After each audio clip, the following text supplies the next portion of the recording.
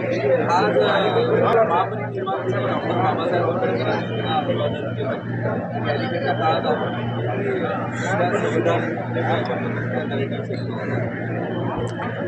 प्रथमतः तर आजच्या 68व्या महानिर्वाण दिनानिमित्त मी परमपूज्य डॉक्टर बाबासाहेब आंबेडकरांना नतमस्तक होऊन वंदन करण्यासाठी इथे आलो आहे।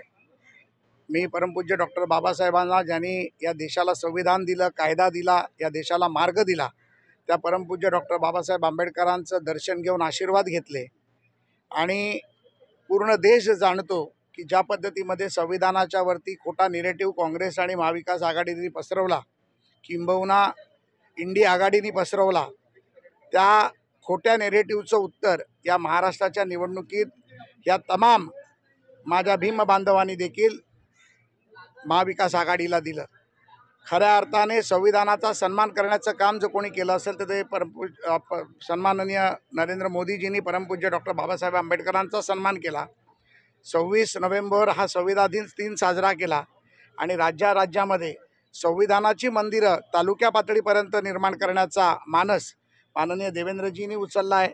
आणि निश्चितपणे या राज्यामध्ये प्रत्येक तालुक्याच्या ठिकाणी एक संविधानाचं मंदिर बनवलं जाईल याची मला खात्री आहे।